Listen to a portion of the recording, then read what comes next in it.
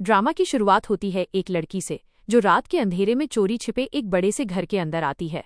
वो सीधा ऊपर जाकर फेरित के रूम में छुप जाती है और बिना किसी आवाज के उसके बेड पर जाकर लेट जाती है। ये सब वो इस तरह करती है जैसे किसी को पता ही न चले। नेक्स्ट सीन में हम देखते हैं घर के हेड स्टाफ मिस्टर लतीफ जो पूरे स्टाफ को उनकी डेली ड्यूटीज समझा रहे होते हैं। कौन क्या करेगा, कौन किस चीज का ध्यान रखेगा, सब क्लियरली बताया जाता है। उसके बाद मिस्टर लतीफ अपने बॉस मिस्टर हारिस को उनके रूम में जाकर तैयार होने में मदद करवाते हैं। तभी अचानक सीन शिफ्ट होता है और दिखाया जाता है कि घर के अंदर पुलिस एंट्री होती है। पुलिस के साथ एक लेडी भी होती है। कमिश्नर सामने आकर पूछते हैं कि आप लोग सुबह सुबह यहाँ क्या कर रहे हैं। इस पर पुलिस बताती है कि जो लेडी उनके साथ आई है उसका कहना है कि मिस्टर फेरित ने उनकी बेटी को किडनैप करके यहाँ लाया है। ये बात सुनते ही पूरे घर में जैसे हंगामा मच जाता है। आरस, विक्रम और बाकी लोग भगवान से दुआ करते हुए कहते हैं कि जरूर कोई गलत फहमी हुई है, ऐसा कुछ भी नहीं हो सकता। तभी शोर शराबे के बीच मिस्टर एलेक्स वहां आ जाते हैं। वो कमिश्नर से पूछते हैं कि क्या आपके पास इस बात का कोई प्रूफ है। इस पर वो लेडी कहती है कि हाँ, मेरे पास प्रूफ है, और अपनी बेटी का मैसेज दिखाती है जो उसने अपनी माँ को भेजा था। मैसेज में लिखा होता है कि उसे जबरदस्ती घर से उठाकर यहाँ लाया जा रहा है। मिस्टर एलेक्स कुछ कहने ही वाले होते हैं कि तभी मिस्टर हारिस गुस्से में पीछे से आते हैं और कहते हैं, तुम्हारी हिम्मत कैसे हुई। मिस्टर एलेक्स गुस्से में बोलते हैं कि आखिर कौन इस शहर में ऐसा कर सकता है। वो तुरंत मिस्टर लतीफ को इशारा करते हैं कि फेरित को बुलाया जाए। सीन ऊपर शिफ्ट होता है जहां मिस्टर देव फेरित के रूम की तरफ जाते हैं। जैसे ही वो रूम में एंटर करते हैं उन्हें बेड पर वही लड़की दिखती है। फेरित खुद भी लड़की को देखकर शॉक हो जाता है। वो सीधा पूछता है, तुम कौन हो। फेरित वहां खड़े सब लोगों को देखकर कहता है कि आप मेरा यकीन मानिए, मैंने इस लड़की को आज पहली बार देखा है, मैं इसे जानता तक नहीं हूँ। इस पर मिस्टर देव फेरित को बताते हैं कि इस लड़की की माँ ने तुम्हारे खिलाफ कंप्लेंट की है और इसी वजह से नीचे पुलिस भी आई हुई है। तभी वो लड़की अचानक भागकर नीचे जाती है और अपनी माँ से चिपककर रोने लगती है। ये देखकर लड़की की माँ कहती है कि अब आप ही बताइए कौन झूठ बोल रहा है, और वो बोलती है कि वो इन सबके खिलाफ केस करेगी। इस बात से मिस्टर हारिस को बहुत बड़ा झटका लगता है। जाते जाते वो अपने बेटे और बहू से कहते हैं कि इस चैनल को जैसे तैसे खत्म करो। नेक्स्ट सीन में दिखाया जाता है कि पुलिस स्टेशन से लौटने के बाद मिस्टर हारिस अपने बेटे को डांटते हैं। वो कहते हैं कि तुम एक अच्छे बेटे तो बन गए लेकिन कभी अच्छे बाप नहीं बन पाए। तुमने फेरित को इसलिए अब्रॉड भेजा था ताकि वो स्टेबल हो जाए, जिम्मेदारी समझे, लेकिन देखो वो क्या बन गया। मिस्टर हारिस कहते हैं कि आज तुम्हारा नाम टीवी पर आ रहा है। जिस घर के सामने पहले लोग सलाम करने आते थे आज वहां पुलिस आई है, और वो भी एक लड़की के साथ। आगे वो कहते हैं कि गार्ड्स ने खुद कंफर्म किया है कि लड़की रात को खुद फेरित के रूम तक गई थी और उन्हें लगता है कि ये सब किसी साजिश का हिस्सा है। गुस्से में वो बोलते हैं कि हर बार तुम्हारा छोटा बेटा ही क्यों फंस जाता है। फिर मिस्टर हारिस कहते हैं कि अब सिर्फ एक ही रास्ता बचा है, फेरित की शादी। इससे पहले कि ये लड़की और ज्यादा मुसीबत बने उनकी शादी करवानी होगी। वो अपनी बहू से कहते हैं कि होम टाउन से कोई अच्छी लड़की ढूंढी जाए। बाद में फेरित की माँ उसके पास आती हैं और उसे समझाती हैं कि दादा का डिसीजन बिल्कुल सही है, लेकिन फेरित मना कर देता है। वो कहता है कि मैं अभी खुद को संभाल नहीं पा रहा, शादी कैसे कर सकता हूँ, आप लोग मेरी बात पर यकीन ही नहीं कर रहे। उसकी माँ कहती हैं कि बिना तुम्हारी परमिशन के कोई लड़की तुम्हारे रूम में कैसे आ सकती है, लेकिन फिर वो बोलती हैं कि डिसीजन ले लिया गया है और अब फेरित के पास उसे फॉलो करने के अलावा कोई रास्ता नहीं है।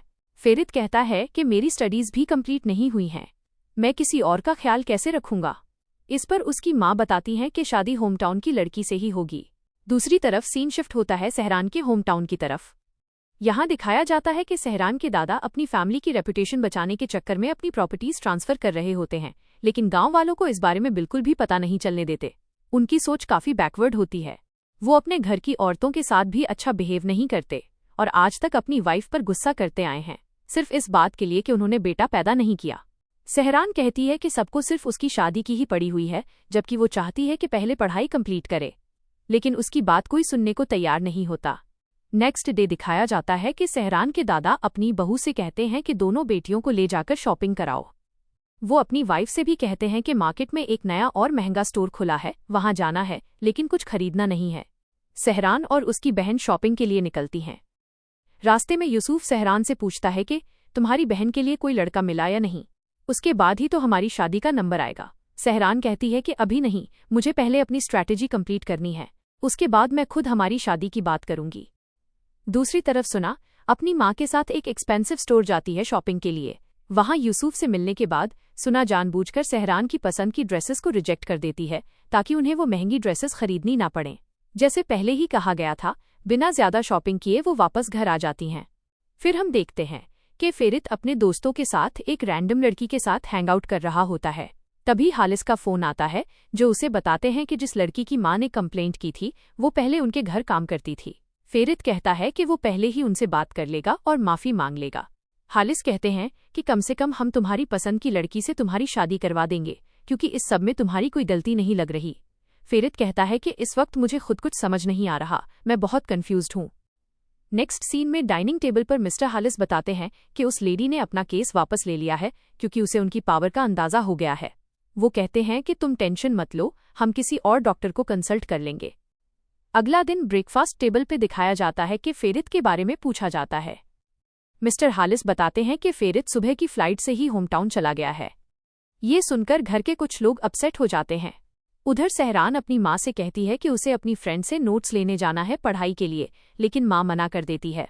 वो कहती है कि अगर दादा को पता चला तो वो गुस्सा हो जाएंगे क्योंकि उन्हें लड़कियों का पढ़ना बिल्कुल पसंद नहीं है। असल में नोट सिर्फ बहाना होता है। सहरान यूसुफ से मिलना चाहती थी। काफी इंसिस्ट करने के बाद भी माँ मना कर देती है। तभी एक आंटी आकर बताती हैं कि लड़का ढूंढा जा रहा है।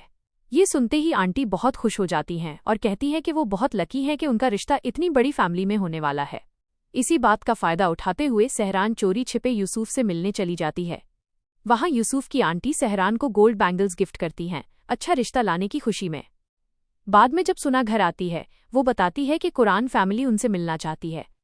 ये सुनकर सहरान गुस्से में आ जाती है और कहती है कि तुम लोग बिना सोचे समझे हाँ कैसे कर सकते हो। सुना कहती है कि ये टर्किश ट्रेडिशन है। सहरान कहती है कि तुम उस लड़के को जानती तक नहीं हो और शादी के लिए हाँ कर दी। ये सुनकर सुना की खुशी पल भर में गुस्से में बदल जाती है और वो कहती है कि अगर वो लड़का खराब निकला तो इससे बुरा और क्या हो सकता है।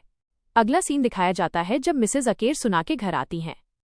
वो सुना के बारे में बताती हैं कि ये फैमिली काफी अच्छी है। वो कहती हैं कि इनके दादा शहर के रिस्पेक्टेड लोगों में से एक थे। उनकी डेथ के बाद फैमिली थोड़ी वीक हो गई, लेकिन आज भी सोसाइटी में इनकी इज्जत काफी है। मिसेज अकेर बताती हैं कि सुना और सहरान दोनों बहुत शरीफ लड़कियां हैं। आज तक किसी लड़के की परछाई तक उन पर नहीं पड़ी, वो इस बात की गारंटी देती हैं। ये सब सुनने के बाद मिस्टर फेकात सुना को ध्यान से देखते हैं और उसे पसंद कर लेते हैं। बाद में मिसेज अकेर जाकर मिस्टर काजिम को ये बात बता देती हैं, जिससे घर में खुशी का माहौल हो जाता है। नेक्स्ट डे का सीन दिखाया जाता है एक शॉप पर, जहां गलती से पिस्ते नीचे गिर जाते हैं। सुना उन्हें उठाने लगती है, तभी वहां फेरित भी आ जाता है। दोनों टकरा जाते हैं और इस वजह से थोड़ी सी कंफ्यूजन क्रिएट हो जाती है। फेरित के बिहेवियर से सुना अपसेट हो जाती है। बाद में जब फेरित को पता चलता है कि सुना भी वही कस्टमर है तो वो अपने बिहेवियर के लिए माफी मांग लेता है। लेकिन यहाँ क्लियरली दिखाया जाता है कि फेरित को सुना पहली नज़र में ही पसंद आ जाती है।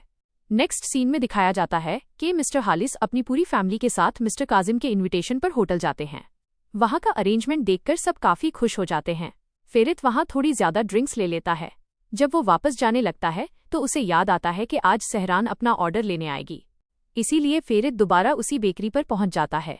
वहां वो बच्चों को ट्रीट देने लगता है। थोड़ी देर बाद सहरान अपना ऑर्डर रिसीव करने आती है। उसे गलतफहमी हो जाती है और लगता है कि फेरित जानबूझकर उसे परेशान करने आया है।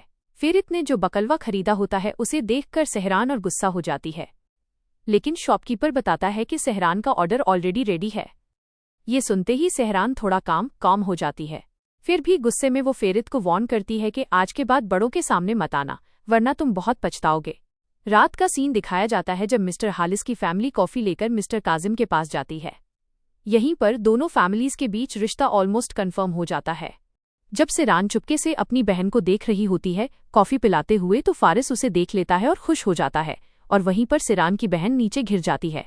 पर फारिस को इससे कोई फर्क नहीं पड़ता। वो अपनी माँ के कान में कुछ बोलता है सहरान को देखकर, और यहीं पर यह एपिसोड खत्म हो जाता है। इसी के साथ एपिसोड एंड होता है। अगर आपको स्टोरी पसंद आई हो तो चैनल को सब्सक्राइब करना मत भूलिएगा।